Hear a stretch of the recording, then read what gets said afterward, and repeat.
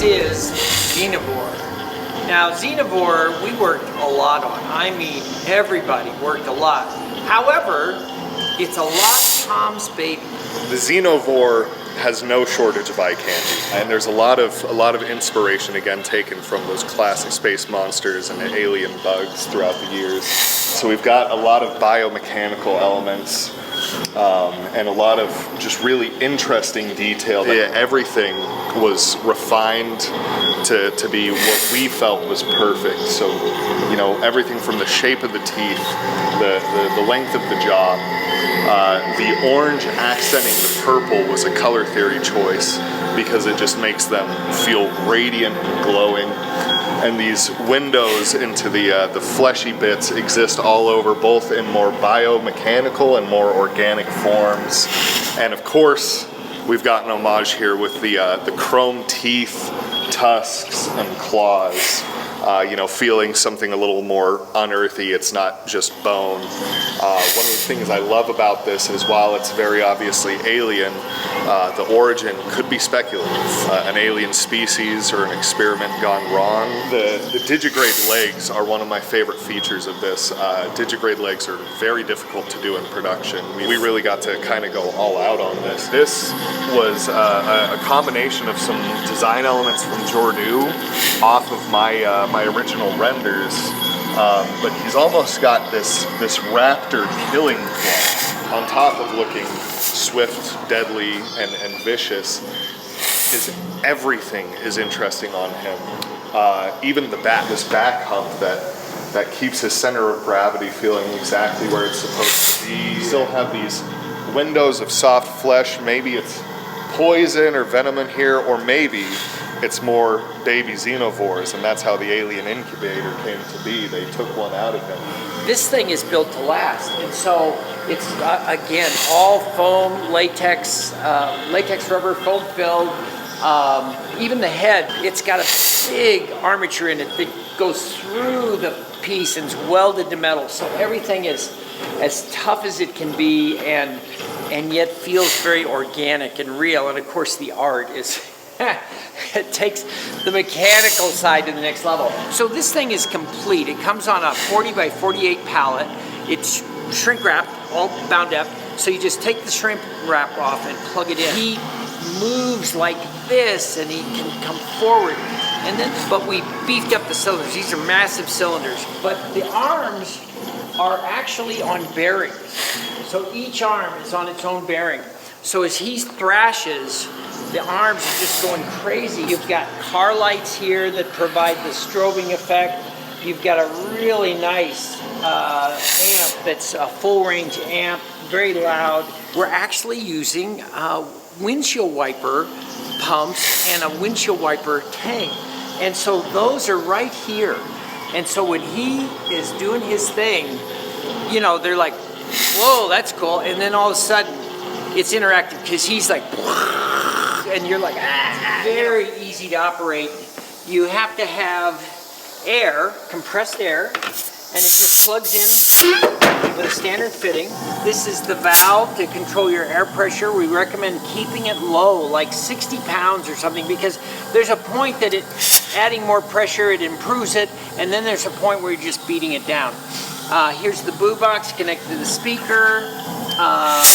Fog machine it's wired into the boo box. You just need power. Now you'll have to have a power strip because you've got three things that have to plug in, and that powers up the amp, the fog machine, and really the boo box. Everything in those three plugs, you're ready to go. There's no you pull them off the pallet and set them where you want it. Plug in those power cords. Comes with a switch, but you can also trigger it with a motion sensor, pressure pad, anything you want. But it will stay in this ambient playing this until you want it to fire.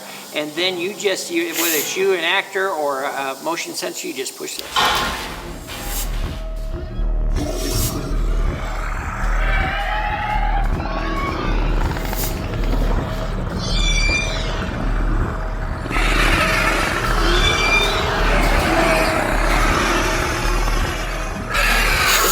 Level stuff. This is some pure Hollywood crazy monster stuff. Well, it's kind of a love letter to all of the space bugs that have invaded cinema and games throughout the years. That's so true. Space bugs. Yeah, it's a three-dimensional creature that is like just massive. This is a true team effort. Everyone at Distortions has had their hands in this. Yeah, Mike and Zach did all the metal, pneumatic. Mike figures out, and we work at this a lot, how to make something very durable and yet do all sorts of things. So, but Mondo and crew had to come in then afterwards and foam everything together and seam everything, and so everyone put a lot of work into it. Yeah, I did the design, and then as we got into sculpting, I sculpted the head, the hands, the arm, and the back hump. Jordu came out, and you and Trevor blocked in the clay for these sculptures. Right. And Jordu came in and put the anatomy into the legs and into the chest. And once he had those shapes there, I finished them off and detailed them. And then Mondo, Moan,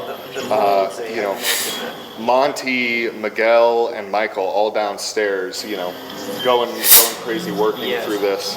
And then Mike and Zach, of course, put it together and made it move. Well, and Mike Getling. And of course, we haven't talked about the paint. Yes, I would love to. Talk about the paint. Yeah, Tom painted this guy. So. Yeah, I don't even know how many colors and different paints actually went into this, but the whole thing fades from a pure black and then shifts through purples to this gray color. Like a medium gray. And so through a lot of, art direction and feedback and back and forth, I developed the paint job as it is today.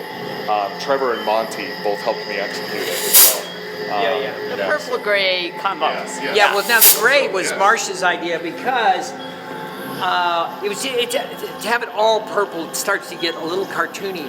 Ed and Marcia, art directed throughout the entire process. Painfully so, I'll say. Yes. Guys, when it's your baby, and so, I think we need to do this or that. Yeah, it's they come down and view the sculpture, and so there's a degree of art direction that comes from that of, hey, what if this curve existed? What if this was a spine? And a lot of just creative suggestions, as well as production suggestions. You can't just make a work of art. It has to function. It has to be reasonably priced. Janine and Lorraine are in, looking at what we're doing and art directing to a certain degree. And then, like Chickachu's color. Everybody had a part in this thing. This one was one of those where the whole crew has to come up and look at it, and so I don't know, we never know what the world's gonna think, but I know the Distorters think's pretty cool.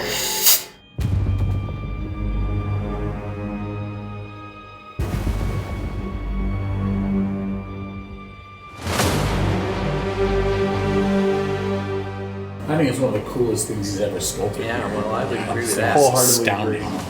Thank you very much, Jordy. That truly means a lot.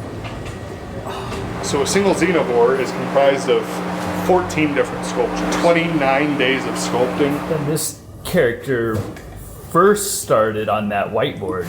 A local chamber of commerce come by for a tour. They wanted the tour to be semi-interactive, so they would all sit down in the conference room and pitch, design elements for a creature, and I would sketch it for them, kind of like a spidery human zombie thing, but it had 6 arms, and the lower 2 arms had hands. It evolved a little away from the zombie. We decided to keep it on the whiteboard because Ed immediately was like, "Oh, that's cool. Maybe there's potential there in the future." And designing it this year, and it went through a pretty massive design evolution where I probably drew it 15, 20 times until we finally, got to the point where it was like, oh, that's cool. And it just, so it started taking on some of the kind of iconic space bug elements, the kind of biomechanical look.